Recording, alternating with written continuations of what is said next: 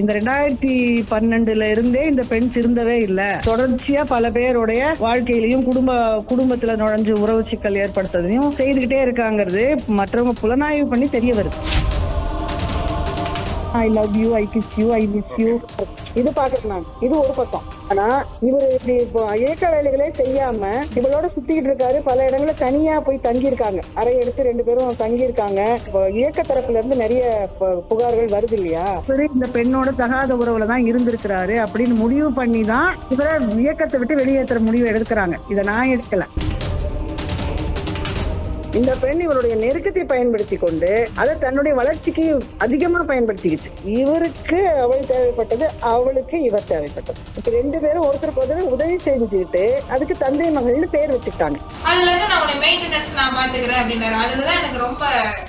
இந்த பெண் என்ன தேடி வந்து ஒரு நாள் வீட்டுக்கு வர அவளும் அவளுடைய அக்கா அனிதா இந்த மாதிரி உங்களோட பேசணும்னு சொல்லி சில தகவல்கள் சொல்றாங்க. அது ரொம்ப அதிர்ச்சியா இருக்கு. நீங்க என் மேல கடும் கோபத்துல இருப்பீங்கன்னு எனக்கு தெரியும். நீங்க அடிச்சா கூட வாங்கிக்கலாங்கிற அந்த இதுலதான் வந்தேன் நானு. அந்த அளவுக்கு நான் தவறு செய்திருக்கேன். ஆனா இப்ப நான் விலகி போக விரும்புறேன். அவரு என்ன விட மாட்டேங்கிறார் அப்படின்னு சொல்றாங்க. அதனால நீ வேலை விடணும், எனக்காக எனக்காக நீ செஞ்சிருக்கிற, இதையும் எனக்காக விட்டு கொடு அப்படின்னா என்னை பின்தொடர்ந்து வராரு. அலுவலகத்துக்கு வராரு, நான் தங்கியிருக்கிற விடுதிக்கு வராரு. நான் தங்கியிருக்கிற நான் வேலை செய்யற அதே தொலைக்காட்சியில இவரும் வேலைக்கு சேர முயற்சி பண்றாரு. அந்த கோபாலுங்கிறவனை அனுப்பி என்னை அச்சுறுத்துறாரு. இப்படி பல விதத்திலயும் எனக்கு நெருக்கடி கொடுக்குறாரு. அவரோட வட்டத்தை விட்டு நான் போயிடக்கூடாதுங்கிறதுக்காக எனக்கு பல விதத்திலயும் நெருக்கடி கொடுக்குறாரு.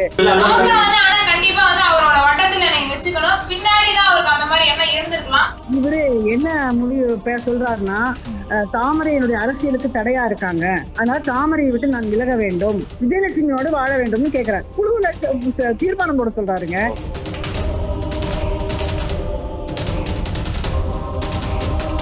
மேடம் வணக்கம். மேடம் வணக்கங்க, சொல்லுங்க மேடம். செப்டம்பர் மாசம் வந்து கோவையை சேர்ந்த சிவா அப்படிங்கிறவரு தற்கொலை பண்ணிக்கிறாரு. அவங்க குடும்பத்தினர்கள் வந்து சிவா தற்கொலைக்கு காரணமாக விஜய் பழனிசாமியை கைது செய்யணும் அப்படின்ட்டு சொல்றாங்க. இது எப்போ வந்து 2 மாசத்துக்கு அப்புறம் வந்து வெளிச்சத்திற்கு, ஊடக வெளிச்சத்திற்கு வருதுன்னா, நீங்க ஒரு ட்வீட் போடுறீங்க 2012 என் கணவர் கூட ஓடி போனவங்க இன்னைக்கு இந்த இளைஞர்ல வெளிச்சத்துக்கு வராங்க அப்படின்ட்டு. இந்த இளைஞர்களுக்கும் நீங்க இப்ப விஜய் பழனிசாமி இப்ப நீங்க கார்னர் பண்றதுக்கும் என்ன அவங்க மேல கோபம் உங்களுக்கு? விஜய் பழனிசாமி மேல எனக்கு கோபம்னு அப்படின்னு சொல்ல முடியாது. ஏன்னா அந்த அந்த விவகாரத்தை எல்லாம் விட்டு நான் வெளியில வந்து 10 ஆண்டுகள் ஆகிடுச்சு. மறந்து கூட போச்சு, எனக்கு என்னன்னு எனக்கு மறந்தே போயிடுச்சு. ஆனா இந்த கோவை இளைஞன் சிவா தற்கொலை பண்ணின விவகாரத்துல என்ன அழைச்சு கேட்டாங்க. அவங்க யாருன்னா ஜூனியர் விகடன் தான் முதல்ல இதை கையில எடுத்தாங்க. செப்டம்பர் 2022 இறந்த இளைஞனுடைய செய்தி ஒரு சின்ன பெட்டி செய்தியாக தான் கோவையில வந்திருந்தது. அப்ப யாரும் எடுக்கல. ஏன்னா அந்த நேரத்துல இவங்களுக்கு சிவாவுடைய குரல் ஒலிப்பதிவு எதுவுமே இவங்களுக்கு தெரியாது. இந்த குடும்பத்தினருக்கு எல்லாமே அந்த பையன் பதிவு பண்ணியிருக்கான். அதை முழுக்க கேட்டாலே அது அந்த அந்த இது நம்ம கண்ணு முன்னாடி விரிஞ்சிடும் என்ன இருக்குதுங்கிறது. அப்புறம் அந்த பையன் எங்கேயுமே இட்டுக்கட்டியோ பொய்யோ சொல்லலைங்கிறது அது கேட்கறவங்களுக்கே புரியும். இன்னும் சொல்ல போனா குறைச்சுதான் சொல்லியிருக்கான், மிகைப்படுத்தி எதுவுமே சொல்லல. அப்ப அதுல இருக்கிற உண்மை அவ்வளவு தாக்குது நம்மள. அதை கேட்ட பிறகுதான் இவங்க இவ்வளவு தூரம் பின்னாடி நடந்திருக்கு இந்த பெண்ணோட. அப்ப இந்த பெண்ணோட தொடர்புல இருந்தவங்க இவ திருமணத்திற்கு பிறகு பல பேரோட தொடர்பு வச்சுக்கிட்டா அதை நான் கண்டிச்சேன், இனிமேலாவது விட்டுருன்னு கண்டிச்சேன். அப்பவும் அவ கேட்கல, நான் கண்டிச்ச போது கோவிச்சுக்கிட்டு வெளியேறிட்டா. ஆனா இந்த பிரிவு தாங்க முடியல அப்படின்னு சொல்றான். அதுல பல பெயர்கள் வருது. நான் அப்ப சொன்னேன், ஆமாங்க இந்த விஜயலட்சுமியோட தான் தியாகு ஓடி போனார், என்னோட கணவர் தியாகு ஓடி போனார்னு சொல்றேன் நான். அதுலதான் ஆரம்பிச்சது எல்லாமே. அதுவரை நான் இந்த பெண்ணுடைய பெயரை இந்த 10 ஆண்டுகள்ல எந்த இடத்துலயுமே நான் சொன்னதே கிடையாது. அதனால இவங்க மேல எனக்கு கோபம் இருக்கு, அதனால 10 ஆண்டுகள் கழிச்சு அதை கொண்டு வந்து இழுத்து சொல்றேன் அப்படிங்கறதெல்லாம் சரியல்ல. ஒரு உண்மையே வெளிக்கொண்டு வந்திருக்கும். அதுவும் இந்த இளைஞன் இறந்து போகலைன்னா அது வெளியே வந்திருக்காது.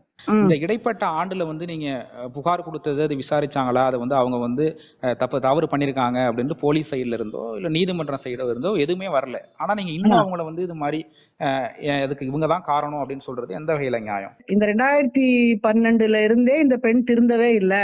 தொடர்ச்சியா பல பேருடைய வாழ்க்கையிலையும் குடும்பத்துல நுழைஞ்சு உறவு சிக்கல் ஏற்படுத்துறதையும் செய்துகிட்டே இருக்காங்கிறது மற்றவங்க புலனாய்வு பண்ணி தெரிய வருது. ஏன் யாரும் புகார் கொடுக்கல? நீங்க சொல்றீங்க இந்த மாதிரி இவ்வளவு வருஷம் வந்து இது மாதிரி யாரு கூடயாச்சும் இது மாதிரி பழக்கப்படுத்திக்கிட்டு அவங்கள வந்து தவறா மிஸ்யூஸ் பண்ணாங்கன்னு சொல்றீங்க. யார் இதுல வந்து தவறா அவங்க வச்சு பயன்படுத்தி இருந்தாங்கன்னா யாராச்சும் ஒருத்தர் புகார் கொடுத்துருக்கணும்ல? அதுதான் பிரச்சனை. யாருமே புகார் கொடுக்காம இருந்ததுக்கு காரணம் பழகுன ஆண்கள் இருக்காங்க இல்லைங்களா, அவங்க பல பேரும் இப்ப குடும்பமா இருக்காங்க. இவகிட்ட இருந்து விலகி வந்து பல பேரும் அவங்கவுங்க குடும்பத்தோட இருக்காங்க. அவர் பேரை போட வேண்டாம்னு கேட்டுக்கிட்டு அவருக்கு சொன்ன தகவலாக போட்டிருப்பாங்க. அங்க அந்த தகவல் யாரு என்னங்கிறது விகடனுக்கு தெரியும். ஆனா அவர் கேட்டுக்கிட்டாரு, இந்த மாதிரி நான் இப்ப விலகி வந்துட்டேன், குடும்பத்தோட இருக்கேன், போட்டா எனக்கு பிரச்சனை ஆகும் அப்படின்னு சொல்றாருங்கிறதுனால அதை மறைச்சு போட்டிருக்காங்க. இப்படி பல பேரும் எல்லாம் இப்ப வேற வேற அவங்கவுங்க வாழ்க்கையை பார்த்து போயிட்டாங்க இல்லையா. இல்ல நீங்க சொல்றத வச்சு பார்த்தா அவங்க குடும்பத்தோட இருந்தவங்க வந்து இது மாதிரி குடும்பத்தோட இருக்கும், வெளியில வந்து அசிங்கப்பட்டு போயிடும் அப்படின்னு நினைச்சா அவங்க பண்ணது தப்பு தானே. குடும்பத்தோட இருக்கிறவங்க எதுக்கு இவங்க கூட பழகுறாங்க, இவங்க கூட எதுக்கு வெளியில இருக்காங்க? அதுலயும் இருக்காங்க, அப்படியும் இருக்காங்க. இவங்க கூட பழகிட்டு அப்புறம் வேண்டான்னு விட்டுட்டு போய் குடும்பம் ஆனவங்களும் இருக்காங்க. அவரு தான் சொல்றாரு, என்ன திருமணம் பண்ணாங்க, அப்புறம் திருமணம் பண்ணிக்கிறதாக இருந்தேன், ஆனா மிரட்டினாங்க, இப்படி எல்லாம் அவங்களோட முகம் மாறுச்சு, அப்புறம் நான் விலகி வந்துட்டேங்கிற மாதிரி அவரு சொல்லியிருக்காரு.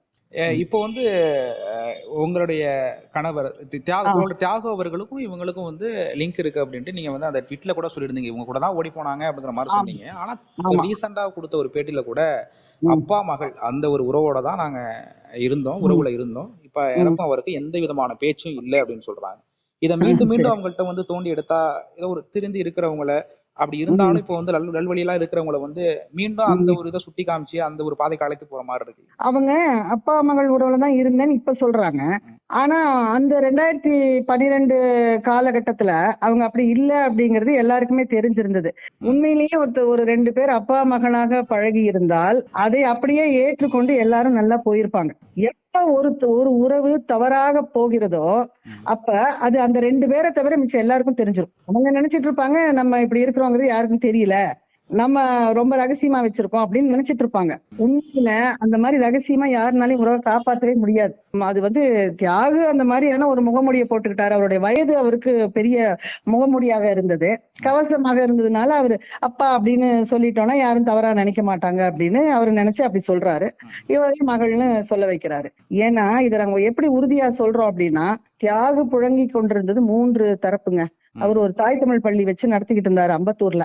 என்னுடைய குடும்பங்கள் அப்புறம் பொதுவான நண்பர்கள் இந்த வட்டாரத்துல தானே அவர் புழங்குறாரு. அப்ப இந்த வட்டாரங்கள்ல இருந்தெல்லாம் செய்தி வருது, தோழர் தவறான முறையில போய்கிட்டு இருக்காரு அப்படின்னு பள்ளி தரப்புல இருந்தும் வருது, இயக்க தரப்புல இருந்தும் வருது, பொது தரப்புல இருந்தும் வருது, மற்ற இடங்கள்ல இருந்தும் வருது. இதெல்லாம் வருது எல்லாருக்கும் தெரிஞ்சு கடைசியா தான் எனக்கு தெரிய வருது. இவங்கெல்லாம் சொல்லி என்னை கூப்பிட்டு சொல்ல பிறகுதான் எனக்கே இப்படி தெரிய வருது. அது வரைக்கும் நான் இவர் மேல எந்த காலத்திலயும் எதுக்காவது சந்தேகப்பட்டதே கிடையாது. 2002 எனக்கு திருமணம் நடக்குது, 2012 தான் எனக்கு இந்த மாதிரியான செய்திகள் வருது. அதற்கு நடுவுல இவர் அப்படி பண்ணிட்டாரு இப்படி பண்ணிட்டாரு, நான் எங்கேயுமே எந்த பிரச்சனையும் எழுப்புனதே கிடையாது. வீட்டுக்குள்ள வேற சிக்கல்கள் இருந்தது உண்டு. வருவாரு போயிருவாருன்னா அப்ப குழந்தை கொஞ்சமாவது ஏதாவது கொஞ்சம் பாருங்க, நான் இந்த பாடல் பண்ணிட்டு இருக்கேன், எனக்கு இது கொஞ்சம் வீட்டுல இருந்து கொஞ்சம் உதவி செய்யுங்க அப்படின்னு சொன்னா செய்ய மாட்டார். இந்த மாதிரி சிக்கல்கள் தான் வீட்டுல உண்டே தவிர இவரோட வேற தொடர்பு உண்டு அப்படி உண்டு, இவர் அங்க போயிட்டா அப்படியெல்லாம் எந்த காலத்துலயும் நான் எழுப்புனதே கிடையாது. அதனால நான் இல்ல வேற யாருமே எழுப்புனது இல்ல. அதனால இவர் மேல இந்த குற்றச்சாட்டுகள்லாம் வரும்போது நான் அதிர்ச்சி அடைகிறேன். அப்புறம் 2011 இந்த பெண் வர்றான். விஜயலட்சுமி வரும்போது 2 குழந்தைகளை அழைச்சுக்கிட்டு சாப்பாட்டுக்கு கூட வழி இல்ல, மாற்று உடை கூட இல்லாம வந்து நிக்கிறாங்களாம். உங்களுக்கு இன்னொன்னு சொல்றேன், 2011 இருந்து 2012 வரைக்கும் இவளோட இவர் இருந்திருக்காரு இல்லையா, இந்த பெண்ணை நான் பார்த்ததே கிடையாது. ஏன்னா தொலைபேசி வாயிலாதான் இப்ப இவரு தான் போவாரு வருவாரு, எங்கிட்ட தகவல் தான் சொல்லுவாரு. ஏன்னா பள்ளி இருக்கிறது அம்பத்தூர்ல, நான் இருக்கிறது கோடம்பாக்கத்துல. அந்த பொண்ணு வந்திருக்கா, இப்படி ஒரு பொண்ணு வந்திருக்கு, அதுக்கு உதவி செய்யணும்னு சொன்ன உடனே நான் ஏதோ மாற்று உடைகள் எல்லாம் கொடுத்து 500 1000 பணமும் கொடுத்து விட்டேன். சரிதான் வாங்கி கொடுங்க அப்படின்னு. ஏன்னா இப்படி பல பேர் உதவி தேடி வர்றது இயல்புதான். அப்ப வரவங்களுக்கு எப்பவுமே நாங்க உதவி செய்வேன். அது மாதிரி நினைச்சு அப்படியே விட்டுட்டேன். அது அப்படியே அவர் உதவி செஞ்சு அந்த பொண்ணை அதுக்கு ஒரு வழிகாட்டி விட்டு இருந்தாருன்னா இந்த பிரச்சனை வந்தே இருக்காது. யாருமே எதுவுமே சொல்லியிருக்க போறது இல்லை. எல்லாரும் உதவி செய்யற மனப்பான்மை உடையவங்க தான் இவரை சுத்தி இருக்கிறவங்க பூரா. ஆனால் இந்த பெண் இவருடைய நெருக்கத்தை பயன்படுத்தி கொண்டு அதை தன்னுடைய வளர்ச்சிக்கு அதிகமா பயன்படுத்திக்கிச்சு. இன்னொருத்தருடைய குடும்பம் அது, நம்ம ஒரு அபலையா வந்திருக்கோம் அப்படின்னு நினைக்காம இவரோட வேற மாதிரியான உறவை ஏற்படுத்திக்கிச்சு. அது ஏற்படுத்தி இருக்காது, இவர் தான் முதல்ல பண்ணிருப்பாரு. இதுக்கு கேட்கறதுக்கு ஆள் இல்லைன்னு அவருக்கு தெரிஞ்சு போச்சு. அந்த பொண்ணு அவளுடைய கணவன்கிட்ட இருந்து வந்திருக்கா, அவள்கிட்ட அவ கணவன் கிட்ட இருந்து தான் பாதுகாப்பு வேணும்னு எதிர்பார்க்கிறா அப்படின்னு தெரிஞ்சு வெளியே அண்ட விடல. அப்படி உள்ள வரும்போது இவருக்கு அவள் தேவைப்பட்டது, அவளுக்கு இவர் தேவைப்பட்டது. இப்ப 2 பேரும் ஒருத்தருக்கு ஒருத்தர் உதவி செஞ்சுட்டு அதுக்கு தந்தை மகள்னு பேர் வச்சுட்டாங்க. இது எல்லார் பார்வைக்கும் தெரிய வந்துருச்சு. தெரிய வந்த பிறகுதான் என் காதுக்கு கொண்டு வராங்க. ஓராண்டுக்கு பிறகுதான் என் காதுக்கே வருது. அப்ப அவ்வளவு பெரிய உண்மை இல்ல அப்படின்னு சொல்லியிருந்தா இதை யாருமே கொண்டு வந்திருக்க மாட்டாங்க. ஆமா, இவங்களை நீங்க வந்து தொடர்ந்து வந்து என் வீட்டுக்கார வந்து நீ இப்படி பண்ண போன வந்துட்டு நீங்க இவங்க மேலேயே தொடர்ந்து குற்றச்சாட்டு வைக்கிறதுக்கான என்ன காரணம்? அதான்ப்பா, நான் இந்த பொண்ணை இது வரைக்கும் நான் கேட்கவே இல்லையே. இந்த பிரச்சனை வந்த போது இன்னாரும் தானே நான் சொல்றேன், வேற ஒண்ணுமே இல்லையே. அப்புறம் இவரை எதிர்த்து அந்த நேரத்துல இவர் எதுவுமே கட்டுப்பாட்டுக்குள்ளேயே அடங்கவே இல்லை. இவர் 2012 அப்புறம் 2013 இந்த பெண் என்ன தேடி வரா, நான் தேடி போகல. இந்த பெண் என்ன தேடி வந்து ஒரு நாள் வீட்டுக்கு வர, அவளும் அவளுடைய அக்கா அனிதா, அவங்க 2 பேரும் நான் எதிர்பாராத விதமாக வீட்டுக்குள்ள வர்றாங்க. வந்து இந்த மாதிரி உங்களோட பேசணும்னு சொல்லி சில தகவல்கள் சொல்றாங்க. அது ரொம்ப அதிர்ச்சியா இருக்கு. நான் தியாகு ஐயாவோட இப்படி எல்லாம் இருந்ததெல்லாம் உண்மைதான். நான் நெருக்கமா பழகின எல்லாமே உண்மைதான். அதுக்கு ஆதாரம் அந்த கண்டிப்பா இருக்கு. ஏன்னா அது ஒரு பதிவு செய்யப்பட்ட காணொலிகள் இருக்கு. சொல்லிடுறேன். ஒரு வெள்ளிக்கிழமை அன்னைக்கு எங்க வீட்டுக்கு வரும்போது எனக்கு இவங்க யாருன்னே அடையாளம் தெரியாது. வாசல்ல திடீர்னு வந்து நிக்கிறாங்க மத்தியானம் சாப்பாட்டு நேரத்துல. யாரோ சேல்ஸ் கேர்ள்ஸ் நினைச்சிட்டேன் நான். ஒண்ணு வேண்டாமா, எனக்கு நான் வாங்கல அப்படின்னா, இல்ல உங்களை பார்க்க தான் வந்திருக்கோம் அப்படின்னு சொன்ன பிறகுதான் இந்த பொண்ணுதான் விஜயலட்சுமி, நான் அனிதா அவங்க அக்கா, நாங்க வந்துட்டோம், நீங்க எப்படியும் ஒரு கவிஞர், நீங்க எங்களோட குரலை கேட்காம இருக்க மாட்டீங்க, அந்த தைரியத்துலதான் நேரா வந்தோம், தயவு செய்து எங்களை அனுமதிங்கன்னு கெஞ்சி கேட்டுட்டு தான் வந்தாங்க. அதனால நான் கையை கழுவிட்டு வந்து உட்கார்ந்தேன். என்ன சொல்லு அப்படின்னு கொஞ்சம் இதாதான் கேட்டேன். என்ன நீதான் விஜயலட்சுமியா? அப்பதான் கேக்குறேன் நான். அப்புறம் என்ன விஷயம் அப்படின்னா, நான் இப்படி எப்படி இருந்தேன், உண்மைதான். நான் நேரா வந்தேன்னா நீங்க என் மேல கடும் கோபத்துல இருப்பீங்கன்னு எனக்கு தெரியும். நீங்க அடிச்சா கூட வாங்கிக்கலாங்கிற அந்த இதுலதான் வந்தேன் நானு. அந்த அளவுக்கு நான் தவறு செய்திருக்கேன். ஆனா இப்ப நான் விலகி போக விரும்புறேன், அவரு என்ன விட மாட்டேங்கிறாரு அப்படின்னு சொல்றாங்க. நான் சொல்றேன், அப்படி தெரியலையேம்மா, நீங்க 2 பேரும் இன்னமும் ஒன்னாதான் சுத்திக்கிட்டு இருக்கீங்க, 2 பேரும் மோசமாதான் குறுந்தகவல்கள் எல்லாம் கொடுத்துட்டு இருக்கீங்க. ஏன்னா இப்ப அவரு வீட்டுல இருக்காரு, என்னோட வீட்டுலதான் இருக்காரு. அப்போ நீங்க 2 பேரும் இப்படியும் இருக்கீங்க, அப்ப நீ வந்து அவரை பத்தி குற்றச்சாட்டு சொல்ற, இதை பத்தி நான் இதை எப்படி நம்புறது அப்படின்னு கேட்டேன் நானு. அப்ப அந்த பொண்ணு என்ன சொல்லுச்சு, இல்ல நீங்க நம்புங்க, ஏன்னா இங்க நான் உங்ககிட்ட வர்றதுக்கு முன்னாடி இவர்கிட்ட இருந்து விடுபடுறதுக்கு எனக்கு வழியே தெரியல. நான் வேலை செய்யறது டிவில முதல் முறையா இப்பதான் வேலைக்குன்னு ஒண்ணு போயிருக்கேன். 10ஆம் வகுப்பு தான் படிச்சிருக்கேன். ஆனா எனக்கு இப்போ ஒரு 10,000 ரூபாய் சம்பளத்துல வேலை கிடைச்சிருச்சு. அந்த வேலையை நான் இழக்க விரும்பல. ஆனா இவரு என்ன பின்தொடர்ந்து வராரு, அலுவலகத்துக்கு வராரு, நான் தங்கி இருக்கிற விடுதிக்கு வராரு, நான் வேலை செய்யற அதே தொலைக்காட்சியிலேயே இவரும் வேலைக்கு சேர முயற்சி பண்றாரு. அந்த கோபாலுங்கிறவனை அனுப்பி என்னை அச்சுறுத்துறாரு. இப்படி பல விதத்திலயும் எனக்கு நெருக்கடி கொடுக்குறாரு. அவரோட வட்டத்தை விட்டு நான் போயிடக்கூடாதுங்கிறதுக்காக எனக்கு பல விதத்திலயும் நெருக்கடி கொடுக்குறாரு. ஆனா நான் இவரோட பிடியில இருந்து நான் விடுபட விரும்புறேன். அப்போ நான் என்ன நினைச்சேன், ஒரு பிரஸ் மீட் கொடுப்போம்னு நினைச்சேன். முதல்ல நான் பிரஸ் மீட் தான் கொடுத்து இவர் இந்த மாதிரி பண்றாரு, எனக்கு விடுதலை வேணும்னு சொல்லலான்னு தான் நினைச்சேன். அப்புறமும் சரி, எதுக்கும் உங்க தரப்பு என்னன்னு தெரிஞ்சுக்கலாம், நீங்க எனக்கு ஒருவேளை ஆதரவா இருக்கலாமோ, இவர் பல பொய் சொல்லியிருக்காரு என்கிட்ட, அதுல இதுவும் ஒன்னா இருக்குமோ, நீங்க சொன்னதும் ஒன்னாக இருக்குமோ அப்படின்னு நினைச்சுதான் முதல்ல உங்களை அணுகுவோன்னு வந்தோம் அப்படின்னு தெளிவா சொல்லுச்சு. அப்ப நான் சொன்னேன், நான் இதை நம்புறதுக்கு முடியும், நம்பலங்கிறது 2வது. ஆனா இப்ப நீங்க என் வீட்டுல வந்து சொல்றதுக்கு சாட்சி இல்ல. நீங்க உங்க அக்காவும் இருக்க, நான் இருக்கேன், அவ்வளவுதான், 2 பேரும் தான் இருக்கும். நாளைக்கு நீ எப்படி வேணாலும் மாத்தி சொல்லுவ, வரவே இல்லைன்னு சொல்லுவ, எனக்கு என்ன சாட்சி அப்படின்னு கேட்டேன். அப்ப அந்த பொண்ணு என்ன சொல்லுச்சு, எப்படி இருந்தாலும் நாங்க பிரஸ் மீட் கொடுக்கறது முதல்ல முடிவுதான் எடுத்தோம், அப்ப அது நான் வேணா பிரஸ் மீட் வேணாலும் கொடுக்குறேன் அப்படின்னு சொல்லுச்சு. அப்ப நான் ஒண்ணு சொன்னேன், சரி ஒண்ணு செய்வோம், எனக்கு சாட்சி வேணும், நான் நம்ப மாட்டேன். அப்ப என்ன பண்ண, நான் ஞாயிற்றுக்கிழமை அவர் வெளியூர் போறாரு, ஞாயிற்றுக்கிழமை அந்த அன்னைக்கு நீ வா, வீட்டுக்கு வா, நீ வெளியில கூட்ட விரும்பின பிரஸ் மீட்டை நம்ம வீட்லயே கூட்டுவோம். நல்லா நான் எல்லாரும் முக்கியமான பத்திரிகைல இருந்து நான் என்னோட நண்பர்கள் அல்லது அவங்க கிட்ட சொல்லி ஆட்களை வரவழைக்கிறேன். அவங்க முன்னாடி வச்சு நீ இப்ப எங்கிட்ட என்ன சொன்னியோ அதை அவங்க கிட்ட சொல்லு. ஏன்னா ஓராண்டாவே இதெல்லாம் பத்திரிகையில வந்த செய்தி, உனக்கும் அவருக்குமான தொடர்புங்கிறது, அவர் உன்னோட ஓடி போயிட்டாருங்கிறது வந்த செய்தி, திருப்பியும் அவரை ஒரு இடத்துல வச்சு பேசி பெரியவர்கள்ட்ட எல்லாம் வச்சு பேசி நான் வீட்டுக்கு அழைச்சிட்டு வந்துட்டேங்கிறதும், அதுக்கு பிறகு நீங்க 2 பேரும் தொடர்புல இருந்தீங்களே எல்லாருக்கும் தெரிஞ்ச செய்தி. அப்ப நீங்க விட்டு விலகி போறேங்கிறது மட்டும் ரகசியமா நடக்க முடியாது, அதுவும் வெளிப்படையா தான் நடந்தாகணும், சாட்சியோட தான் நடந்தாகணும் அப்படின்னு சொன்ன போது ஒத்துக்கிட்டு அந்த பொண்ணு ஞாயிற்றுக்கிழமை வந்தது.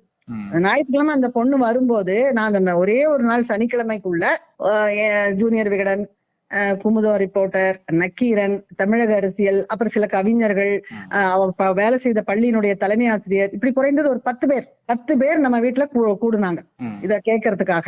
இன்னொன்னு சொல்ல மறந்துட்டேன், இந்த பொண்ணு நம்ம வீட்டுல உட்கார்ந்து எங்கிட்ட குற்றச்சாட்டு வச்சுக்கிட்டு இருந்துச்சு இல்லையா, விஜயலட்சுமி அனிதாவும், அது மத்தியான நேரம், உணவு நேரம். அப்போ தியாகு உள்ள வந்துட்டாரு வீட்டுக்குள்ள. அப்போ அவர் வந்து இவங்க 2 பேரை பார்த்து அப்படியே அதிர்ச்சியில, உண்மையிலேயே அப்படியே அதிர்ச்சியில நிக்கிறாரு அப்படியே. அவர் ஏன்னா அவர் மதியம் உணவு சாப்பிட்டுட்டு தம்பி இப்ப சமரனை கூப்பிடுறதுக்காக பள்ளிக்கு போயிட்டு வருவாரு, அதுக்காக வந்திருக்காரு அவர் வீட்டுக்கு. இவங்க 2 பேரும் அவரை எதிர்பார்க்கவே இல்லை, அப்படியே அதிர்ச்சி அடைஞ்சாரு. அப்ப நான் கேக்குறேன், இந்த பொண்ணு யாருன்னு தெரிஞ்சுதா உங்களுக்கு அப்படின்னு கேக்குறேன். இல்ல இல்ல அப்படின்னு அவருக்கு தலை சுத்திருச்சு, என்ன சொல்றதுன்னே தெரியாம அறைக்குள்ள போய் புகுந்துகிட்டாரு. அப்புறம் ஒரு 10 நிமிஷம் உள்ள இருந்திருப்பாரு போல இருக்கு. நாங்க முன்னாடி உட்காந்துருந்தோம், முன்னறையில இருந்தோம். அப்புறம் வேகமா வெளியில வந்தவர் உடைய மாட்டிட்டு வெளியில போயிட்டாரு. என்னன்னு சொல்லல, ஒண்ணும் சாப்பிடவும் இல்ல, வெளியில போயிட்டாரு, அப்படியே போயிட்டாரு. அதுக்கப்புறம் இந்த பொண்ணு என்கிட்ட தொடர்ந்து பேசிச்சு. அப்ப நான் சொன்னேன், என்னம்மா உன்னை பார்த்து இவ்வளவு பேரஞ்ச மாதிரி ஆகுறாரு, நீ வந்தது தெரியாதா அவருக்கு? என்ன அப்படின்னா, நான் உங்களை 6 மாதமாக உங்களை சந்திக்க நான் முயற்சி பண்ணுங்க, இவரு விடவே மாட்டேன்ட்டாரு, என்ன செய்தோ உங்களை அணுக விட மாட்டேங்கிறாரு என்ன அப்படின்னு சொல்லிட்டு என்கிட்ட ஒரு ஆடியோ போட்டு காட்டுது அந்த பொண்ணு விஜயலட்சுமி. அந்த ஆடியோல என்ன இருக்குன்னா, இந்த பொண்ணு நான் கவிஞரை சந்திக்க போறேன் அப்படின்னு சொல்லுது. இவரு நீ எதுக்கு சந்திக்கணும், நீ சந்திக்காத அப்படிங்கிறாரு. ஒரு 1/2 மணி நேரம் பேசிருப்பாங்க 2 பேரும். அந்த ஆடியோவை என்கிட்ட கொடுத்துச்சு அந்த பொண்ணு. சாட்சிகள் அந்த ஞாயிற்றுக்கிழமை வச்சு பேசணும் இல்லையா, அப்ப எல்லாரும் முன்னாலையும் நான் கவிஞரை சந்திச்சு என் தவறுகளை ஒத்துக்கொண்டு நான் விலகிறதுக்கு முயற்சி பண்றேன், இவரு விட மாட்டேங்கிறாரு, நீங்க பாருங்க அவர் பேசின ஆடியோ அப்படின்னு எங்களுக்கு அந்த ஆடியோ லிங்க் அந்த பொண்ணு தான் கொடுத்துச்சு. உனக்கு ஒரே ஒரு தீர்வு தான் அவங்க சொல்றாங்க, நான் பேசிக்கிறேன், அவங்க எங்கிட்ட சொல்லிட்டு. நான் தியாகுவை முறைப்படி மணந்த மனைவி, சட்டபூர்வமான மனைவி நான், சரிங்களா? ஆனா அவருடைய முதல் திருமணம் தோல்வி, என்னுடைய முதல் திருமணமும் தோல்வி. இந்த சமயத்துல தான் 2 பேரும் சந்திக்கிறோம். சரி, ஏதோ ஒரு கட்டத்துல முதல் திருமணங்கள் தோல்வி அடைஞ்சிருச்சு, அதுக்காக நம்ம வாழவே கூடாதுனால ஒண்ணும் இல்ல, நீயும் தமிழுக்காக உழைக்கிற, திரைப்படங்கள்ல கடுமையா முயற்சி பண்ற, உன்னுடைய நோக்கமும் தமிழ் தேசமா இருக்கு, நான் ஏற்கனவே அதுலதான் புழங்கிட்டு இருக்கேன், நாம 2 பேரும் ஒன்னா சேர்ந்தா நல்லா இன்னும் தமிழ் பணி புரியலாமே அப்படின்னு சொல்லிதான் இவர் என்ன சமாதானப்படுத்துறாரு. அப்போ இவரை திருமணம் பண்ணிக்கலாம் அப்படின்னு முடிவு செய்யும் போது எனக்கு ஏதோ சரியா படல. ஏன்னா நிறைய அவருடைய முன்னாள் மனைவியை பற்றி நிறைய செய்திகள் சொல்லியிருக்காரு. அப்படி இருக்கும்போது நான் ஒரு முறை அவங்களை எப்படியா சந்திக்கலாம்னு முயற்சி பண்ணேன். அவங்கள சந்திச்சு, அவங்க பேர் சொல்ல விரும்பல, நானு அவங்களை இதுக்குள்ள இழுக்க விரும்பல, அவங்கள சந்திச்சு ஒரு முறை கேட்போம். ஆனா இவர் என்ன சந்திக்கவே விடல. அவங்க பலவிதமான நாடகங்கள் ஆடினார். ஒரு முறை சந்திக்கிறதா ஏற்பாடு பண்ணி என்னை வர வச்சுட்டு எல்லாம் பண்ணிட்டு திடீர்னு அவங்க கிளம்பி ஊருக்கு போயிட்டாங்க அப்படின்னு சொல்லிட்டாரு. இவர் அல்லாமல் நான் அவங்களை சந்திக்கவே முடியாது, இவரை தாண்டிட்டு போய் அவங்களை சந்திக்கிறதுக்கு வாய்ப்பே கிடையாது எனக்கு அந்த காலகட்டத்துல. அப்ப இதெல்லாம் கிடையாது, தொலைபேசி எல்லாம் கிடையாது அந்த காலகட்டத்துல, நம்ம கிட்ட செல்பேசி எல்லாம் கிடையாது. பின்னாட்கள நான் தெரிஞ்சுக்கிட்டேன். அதேதான் இந்த பொண்ணும் சொல்லுது, உங்களை சந்திக்க முயற்சி பண்ண என்ன விடல அப்படின்னு சொல்லி. ஏன்னா 2 பேர் சந்திச்சுக்கிட்டா இவர் அதுவரை சொல்லி வச்சிருந்த பொய்யெல்லாம் வெட்ட வெளிச்சமாயிடும் அப்படிங்கிறதுதான். அதனால இந்த பொண்ணு அதை போட்டு காட்டின உடனே நான் அதை புரிஞ்சுக்கிட்டேன், அது சரியாதான் சொல்லி இருக்குது. இவரு அதுல ரொம்ப படபடப்பா எங்கே என்ன வந்து சந்திச்சிருமோன்னு ரொம்ப பதிப்பா பேசுறாரு. வேண்டாம் விட்டுரு, நாம எல்லாம் பாத்துக்கலாம், விட்டுரு, நீ போய் பார்க்க வேண்டாம், உன்னை பிடிச்சி உன்னுடைய கணவர் கையில கொடுத்துருவாங்க அப்படிலாம் மிரட்டுறாரு. இது எல்லாமே அந்த கூட்டத்துல பிரஸ் மீட் மாதிரி நாங்க வச்சோம் பாத்தீங்களா வீட்டுல, அது முன்னாடி வச்சு பதியப்பட்ட செய்திகள் இது அத்தனையுமே. இது எல்லாமே காணொலிகளாக இருக்கு நம்ம கிட்ட. எனக்கு என்ன ஒரு கேள்வி அப்படின்னா, அவங்க வந்து இப்ப இவ்வளவு இது நீங்க சொல்றீங்க, குற்றச்சாட்டுலாம் சொல்றீங்க, என்னோட உயிருக்கு வந்து உத்தரவாதம் இல்ல, பாதுகாப்பு இல்ல அப்படின்னு சொல்லிட்டு உங்க பேரை சொல்றாங்க. தாமரை அவர்கள்ட்ட இருந்து எனக்கு வந்து ஒரு பாதுகாப்பு வேணும் அப்படின்னு சொல்றாங்க. 2 மகளோட நான் இருக்கேன் அப்படின்னு சொல்றாங்க. தொடர்ந்து நீங்க அவங்களை கண்காணிச்சிட்டு இருக்கீங்க அது ரொம்ப நாளா அப்படின்னு சொல்றாங்க. இது ரொம்ப அபத்தமான குற்றச்சாட்டு. ஏன்னு சொன்னா, இந்த பொண்ணு இங்க வேலை செய்யுதுங்கிறதே எனக்கு இப்பதான் தெரியும். நான் எங்கேயுமே இந்த பொண்ணுடைய பேரை நான் இது வரைக்கும் சொன்னதே கிடையாது. அப்படி இவங்களுடைய உயிருக்கு ஒரு வேளை அச்சுறுத்தல் அப்படின்னா அவங்ககிட்ட ஏதாவது ஆதாரம் இருக்கும்ல, நான் கூப்பிட்டதாகவோ என்னை சந்திச்சதாகவோ இல்ல ஏதாவது ஒன்று இருக்கணும் இல்லையா. பொத்தாம்பொதுவா சொல்றாங்க என் உயிருக்கு ஆபத்து அப்படின்னு. அது அவங்கதான் சொல்லணும். என்ன நான் சொல்றேன், இப்ப சொல்றேன் எல்லாத்துக்குமே நான் ஆதாரம் கொடுக்குறேன் உங்களுக்கு. இந்த 2011 இந்த பொண்ணு வந்ததுல இருந்து தியாகுவோட எங்கெங்க பழகுனாங்க, ஏன் அவங்க மேல இப்படி ஒரு மோசமான ஒரு பேச்சு வந்ததுங்கிறதுக்கான ஆதாரங்களும், இந்த பொண்ணு நம்ம வீட்டுக்கு வந்து இவர் மேல குற்றச்சாட்டு வச்சதுக்கான ஆதாரங்களும் எல்லாமே நான் கொடுக்குறேன். இது வரைக்கும் நான் என்னென்ன சொல்றேனோ அதெல்லாம் சொல்றேன். ஏன்னா ஆதாரம் உள்ளதை மட்டும்தான் நான் வெளியில சொல்றேன், ஆதாரம் இல்லாதது நிறைய இருக்கு, அதை நான் சொல்லவே இல்லை. நான் சொல்றேன் அது மாதிரி அப்ப அவங்க சொல்லணும். குறிப்பா வந்து அப்பா மகள் அந்த உறவோட தான் பழகிட்டு இருந்தோம் அப்படின்னு சொன்னாங்க. அப்ப இந்த காணொலியில பாத்தீங்கன்னா உங்களுக்கு தெரியும், அப்பா மகள் மாதிரி இல்ல. நான் நல்லா தான் பழகிட்டு இருந்தேன், ஒரு கட்டத்துல அவர் தான் இப்படி எல்லாம் பழக ஆரம்பிச்சாருன்னு சொல்லி ஒரு இடத்துல அந்த பொண்ணு சொல்லுது, அவரு என்னோட வேலையை விட்டுட்டு வா, நான் உன்னை மெயின்டைன் பண்றேன் அப்படின்னு சொல்றாரு. அது என்கிட்ட பேசும்போது கொச்சையா ரொம்ப மோசமாக வார்த்தைகளாக சொல்லுச்சு. அது அந்த காணொலியிலேயே இருக்கு. அந்த பொண்ணு குற்றச்சாட்டு வைக்கிறது தியாகம் இல்லைங்க. இந்த பொண்ணு பழகினதுனால அவர் எதையெல்லாம் இழந்தார் தெரியுமா? மான மரியாதை இழந்தாரு. பள்ளியை நடத்திட்டு இருந்தாரு, 16 வருஷங்களா நடத்தி கொண்டிருந்த பள்ளியை இழந்தாரு. பள்ளி தலைமை ஆசிரியர் பணி விலகல் கொடுத்துட்டாங்க. அந்த பள்ளியினுடைய மரியாதை முழுக்க போச்சு. நானு சமரன் எல்லாத்துக்கிட்டும் இனிமேல் எங்ககிட்ட இழந்த மரியாதையவோ எதையாவது ஒரு திருப்பி வாங்க முடியுமா? இயக்கம் கட்டி நடத்திட்டு இருந்தாரு இல்லையா, அந்த இயக்கத்தை இழந்தாரு. இயக்கத்துல இவரை வெளியேற்றினாங்க. தொண்டர்கள்லாம் சேர்ந்து இப்படியான ஒரு தலைவன் கீழே நாங்க வேலை செய்ய முடியாது, உங்களை வெளியேற்றுகிறோம்னு கடிதம் கொடுத்தாரு. அந்த கடிதம் கொடுக்குறேன் நான் உங்களுக்கு. இந்த பெண் ஏன் எங்களை தேடி வந்தா தெரியுமா? ஓராண்டாக இவரோட 1.5 ஆண்டுகளாக சுத்திட்டு இருந்துட்டு இவரோட ஓடியும் போயிட்டு மீண்டும் 1 ஆண்டு கழிச்சு எங்கிட்ட வர்றதுக்கான காரணம் என்ன அப்படின்னு சொன்னா, இது நாள் வரையும் இவருடைய சொத்தை இவருடைய செலவுகள்ல அந்த பொண்ணு வாழ்ந்துகிட்டு இருந்தா. 2 குழந்தைகள் வச்சிருக்கா, சென்னை வந்திருக்கா 2011.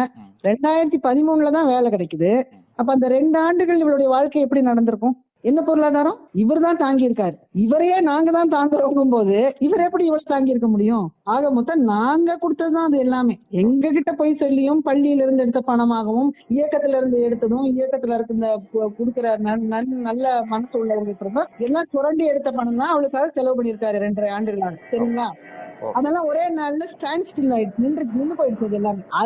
அந்த நேரத்துல இவளுக்கு ஒரு வேலையும் வாங்கி கொடுத்துறாரு. இந்த பொண்ணுக்கு 10,000 ரூபாய் சம்பளம் வருது. இப்ப என்ன ஆயிடுச்சு, இவரு அவளை சார்ந்து இருக்கிறாரு. அந்த பணத்துக்குள்ள இவர் வாழ வேண்டிய கட்டாயத்துக்கு உள்ளாக்குறாரு. அப்படி ஆகும்போது இந்த பெண்ணுக்கு அது சுத்தமா பிடிக்கல. இந்த பொண்ணு நினைச்சிட்டு இருந்தது வேற ஏதோ மாதிரி வாழ போறோம் அப்படி இப்படின்னு நினைச்சிட்டு இருந்தது. அதெல்லாம் கனவாயிடுச்சு. இவருக்கும் கோபாலுக்கும் தன்னுடைய சம்பளத்துல இருந்து செலவு பண்ணிக்கிட்டு வாழ வேண்டிய அவசியம் தனக்கு என்னன்னு நினைக்குது அந்த பொண்ணு. அதனால கழட்டி விடுது. அதுக்காகத்தான் என்ன தேடி வந்திருக்கு. இப்ப புரியுதுங்களா உங்களுக்கு எதுக்காக அந்த மாதிரி போட்டாங்க அப்படின்னு? இல்ல முழுக்க நம்ம இப்படி குற்றம் சாட்டுறது ஒரு முதல் கணவர் கூட ஏற்பட்ட பிரச்சனைனால தீர்வுக்காக இங்க வராங்க. இவர் வந்து ஒரு அன்பா பேசுறாரு போறாரு அப்படின்னா அந்த ஒரு நோக்கத்துக்காக சரி அது ஒரு இடைக்கால ஒரு தீர்வா இருக்கும் அப்படின்னு கூட வந்திருக்கலாம். நீங்க முழுக்க பண நோக்கத்துக்காக தான் வந்தாங்க, ஒரு ஹராஸ்மெண்டா இருக்கும், இது அபியூஷா இருக்கும் அப்படின்னு சொல்றது எந்த வகையில நியாயம்? இல்ல அதாங்க, இது வரும்போது இந்த எண்ணத்துல வரல. கொஞ்ச நாள் ஆகி அங்கேயே ஒரு பள்ளியிலேயே ஒரு வேலை போட்டு கொடுத்துறாருங்க. ஆசிரியா வந்துடுறாரு. ஆசிரியாக இருக்கு. அந்த குழந்தைகளையும் அங்கேயே பள்ளியிலேயே சேர்த்துக்கிறாரு. அவங்க ஒரிஜினல் பேர் வேற, அந்த பிள்ளைகளோட பேர் வேற, ஆகர்ஷிகா கோபிகான்னு ஏதோ வடமொழி பெயர்களா இருந்தது. இவரு நொய்யல் முல்லைன்னு மாத்தி சேர்த்துக்கிறாரு. இந்த பெண்ணுக்கு ஒரு வேலையும் போட்டு கொடுத்துறாரு. அங்க பள்ளியில இருக்கும் போதுதான் அந்த கோபால்ங்கிற இளைஞனை கொண்டு வந்து இந்த பெண்ணுக்கு திருமணம் பண்ணி வைக்கிறாரு. ஏன்னா அந்த கோபால்ங்கிற இளைஞனோட அவ ஊர்ல பழகினதுதான் அவளுக்கும் அவ கணவனுக்குமான பிரச்சனையே. அந்த பையனும் கல்யாணம் ஆகி குழந்தை இருக்கிற பையன், அந்த கோபால்ங்கிற பையனும். அந்த பையனோட பேசி நீ சென்னைக்கு வா, நான் உங்க 2 பேரையும் நான் வாழ வைக்கிறேன்னு சொல்லி அந்த பையனையும் ஊர்ல இருந்து இவருதான் அழைச்சிட்டு வந்தார். 2 பேரையும் கொண்டு வந்து திருமணம் பண்ணி ஒரு வீட்டுல வாடகைக்கு வைக்கிறாரு. இவர் அந்த வாடகை இவர் தான் கொடுக்குறாரு. ஏன்னா இந்த பெண்ணுக்கு அந்த கொடுக்கறதுக்கெல்லாம் சக்தி கிடையாது, வேலை இல்ல. பள்ளியில சம்பளம் எவ்வளவு தெரியுமா? 600 ரூபாயோ 800 ரூபாயோ. தலைமை ஆசிரியர் எல்லாம் கதையா சொல்லுவாங்க. அது ஒரு ஏழை பள்ளி, அது பெரிய பணக்கார பள்ளி எல்லாம் ஒண்ணும் கிடையாது. அதுக்கு பல மாதங்கள் சம்பளம் கொடுக்கறதுக்கே இல்லைன்னா எங்கிட்ட தான் கேட்பாங்க. நான் பல முறையா பணமெல்லாம் நான் தான் கொடுத்துருக்கேன் அந்த பள்ளியை நடத்துறதுக்கு. நான் குற்றம் சாட்டுறேங்கிறது என்னுடைய பார்வையில ஒரு மனைவியாக நான் வீட்டுல இருந்து பார்க்கிறேன். இவர் எங்க போறாரு வர்றாரு, நிறைய பொய் சொல்லியிருக்காரு. அப்படி இவங்க 2 பேரும் கொடுத்திருக்கிற செய்திகள்லாம் I love you, I kiss you, I miss you, இது பாக்குறேன் நான். இது ஒரு பக்கம். ஆனா இவரு இப்படி இயக்க வேலைகளே செய்யாம இவளோட சுத்திக்கிட்டு இருக்காரு. பல இடங்கள தனியா போய் தங்கி இருக்காங்க, அறை எடுத்து 2 பேரும் தங்கி இருக்காங்க. கூட்டத்துக்கு போறேன்னு சொல்லிட்டு ஒரே இதுல இருந்திருக்கா. இப்படி எல்லாம் அவங்க இயக்க தரப்புல இருந்து நிறைய புகார்கள் வருது இல்லையா? அதனால இவர் மேல ஒரு விசாரணை போடுறாங்க அவங்க இயக்கத்துக்குள்ள இருந்தே. ஒரு 4 பேர் கொண்ட குழு வந்து சென்னை வந்து தங்கி இருந்து அலுவலகத்தில் தங்கி இருந்து எல்லோரையும் விசாரிச்சு இந்த புகார்கள் எல்லாம் உண்மைதான், சரி இந்த பெண்ணோட தகாத உறவுலதான் இருந்திருக்கிறாரு அப்படின்னு முடிவு பண்ணிதான் இவரை இயக்கத்தை விட்டு வெளியேற்ற முடிவு எடுக்கிறாங்க. இதை நான் எடுக்கல, வேற தரப்பு எடுக்குது. இவர் இப்படி எல்லாம் செய்யறாருங்கிறத சொல்லியே தான் தலைமை ஆசிரியர் நான் உங்ககிட்ட வேலை செய்ய முடியாது, என்னோட தன்மானம் இடம் கொடுக்கல அப்படின்னு சொல்லி ஒரு பணி விலகல் கடிதம் அந்த தலைமை ஆசிரியர் 13 ஆண்டுகள் உழைத்த ஒரு தலைமை ஆசிரியர் கடிதம் கொடுத்து விலகுறாங்க. அதுவும் நான் செய்யல. எல்லாமே நான் செய்தது மாதிரியான ஒரு தோற்றத்தை ஏற்படுத்துறது தவறு. சரியா தான் சொல்ல போனா எனக்கு கடைசியா தான் தெரிய வருது. இப்ப குடும்பத்துல ஒரு குழப்பத்தை ஏற்படுத்த வேண்டாமே அப்படின்னு இவ்வளவு நாள் நாங்க காத்திருந்தோம். 2012 இவர் இயக்கத்தினுடைய முக்கியமான ஆட்கள் எல்லாம் கூட்டுவாங்க இல்லையா, செயற்குழுவோ பொதுக்குழுவோ ஏதோ ஒண்ணு கூட்டுவாங்க இல்லையா, அதுல கூட்டி இவரு என்ன முடிவு சொல்றாருன்னா, தாமரையினுடைய அரசியலுக்கு தடையா இருக்காங்க, அதனால தாமரையை விட்டு நான் விலக வேண்டும், விஜயலட்சுமியோடு வாழ வேண்டும்னு கேக்குறாரு. இது அவங்க குழுவிலேயே பேசி கேக்குறாரு. அப்பதான் இவங்க எல்லாருக்கும் ரொம்ப அதிர்ச்சி ஆகுறாங்க. அவங்க தோழர் நான் சொன்ன பாத்தீங்களா, நெருக்கமான அவருக்கு இடதும் வலதும் மத்தியும் உச்சியுமாக இருந்த எல்லாருமே அதிர்ச்சி அடைகிறாங்க. என்ன சொல்றீங்க, உங்களுக்கு கவிஞர் தான் அத்தனையும் எல்லாம் செஞ்சு கொடுத்துருக்காங்க, 10 ஆண்டு காலமா நாங்க பாத்துக்கிட்டே இருக்கோம், அவ்வளவு சிறப்பா வந்துகிட்டு இருக்கிறீங்க, அவங்கள ஏன் விட்டுட்டு போகணும்னு நினைக்கிறீங்கன்னா, இல்ல அவங்க என்னுடைய அரசியலுக்கு சரியா வர மாட்டாங்க, விஜயலட்சுமி தான் என்னுடைய அரசியலுக்கு சரியா வருவாங்க அப்படின்னு அவங்க விலகி நான் இனிமேல் விஜயலட்சுமியோட தான் இருப்பேன் குழுவுல தீர்மானம் போட சொல்றாருங்க. அப்புறம் இதெல்லாம் நான் பண்றதுக்கு ஒண்ணுமே இல்லையே. ஆஹா, இது ஏற்கனவே கேட்ட மாதிரி இருக்கே அப்படின்னா 10 ஆண்டு பின்னாடி போய் பாத்தீங்கன்னா தெரியும். இதே மாதிரி ஒரு குழுவு போட்டுதான் நான் அவங்க முன்னாள் மனைவி அவங்கள விட்டு விலகணும், தாமரையோட தான் நான் வாழ முடியும்னு போட்டிருக்காரு, செய்திருக்காரு. அப்ப அங்க இருக்கிறவங்க கேக்குறாங்க, ஏங்க இது ஏற்கனவே நாங்க கேட்ட மாதிரியே இருக்கு, உங்களுக்கு என்னதான் பிரச்சனை? அவங்களோட சொன்னீங்க, நாங்க ஒத்துக்கிட்டோம், அந்த இடத்துல பிரச்சனை இருந்ததுன்னு நாங்க நினைச்சோம், எல்லாம் பண்ணோம். ஆனா இப்ப நீங்க இதே ஒரு ஆயுதமா பயன்படுத்திட்டே இருக்கீங்க போல இருக்கு. எங்களை பயன்படுத்துறீங்க, நீங்க இயக்கத்தையும் எங்களையும் பயன்படுத்தி உங்களுடைய தனிப்பட்ட வாழ்க்கைக்கு உண்டானதெல்லாம் மாத்திக்கிறீங்கன்னு நாங்க ஐயப்படுகிறோம், இது நாங்க ஏற்க முடியாதுன்னு சொல்றாங்க. கடைசி கேள்வி என்ன அப்படின்னா, சிவா அவர்கள் தற்கொலைக்கு அப்புறம் நிறைய பேர் விஜய் பழனிசாமி அவர்களை பல ஆண்களோட வாழ்க்கைய சீரழிச்சிட்டாங்க அப்படின்ட்டு சொல்றீங்க. ஏன் இப்படி பார்க்க கூடாது? இந்த பெண்ணோட வாழ்க்கைய பல ஆண்களுக்கு சேர்ந்து சீரழிச்சிட்டாங்க அப்படிங்கிற ஏன் முடிவுக்கு வர மாட்டீங்க யாரும்? தியாகு அவர்கள் கூட இருந்த அந்த ஒரு உறவு மட்டுமே வச்சு இவங்களை தீர்மானிச்சிடலாமா இப்படி? நான் என்ன சொல்ல வரேன்னா, நிறைய பேரோட இருந்திருக்கலாம், நிறைய பேரோட வாழ்க்கையை சீரழிச்சிருக்கலாம், அது நிறைய பத்திரிகைகள் எழுதுறாங்க, வேற வேற இடங்கள்ல சொல்றாங்க, அதெல்லாம் எனக்கு தெரியாது. நான் ஏன் தியாகுவை பத்தி மட்டும் சொல்றேன்னா, இவங்க 2 பேரும் ஒன்றாக இருந்து நிறைய அழிவுகளுக்கு காரணமாக இருந்தாங்க அப்படிங்கிறதுக்கு கண்டிப்பா சாட்சி நானு, ஐ விட்னஸ் நானு. உங்க தரப்பு கருத்துக்கள் என்ன அப்படிங்க கேட்கறதுக்காக தான் கால் பண்ணோம். குற்றம் சாட்டப்பட்டவர் மீது விசாரிக்க வேண்டியது காவல்துறை, அவர் குற்றம் செஞ்சிருக்காரா இல்லையா அப்படின்னு தீர்ப்பளிக்கக்கூடியது நீதிமன்றம். பொறுத்திருந்து பார்ப்போம். கருத்துக்களை பகிர்ந்து கொண்டமைக்கு ரொம்ப நன்றி மேடம். நன்றி, வணக்கம்.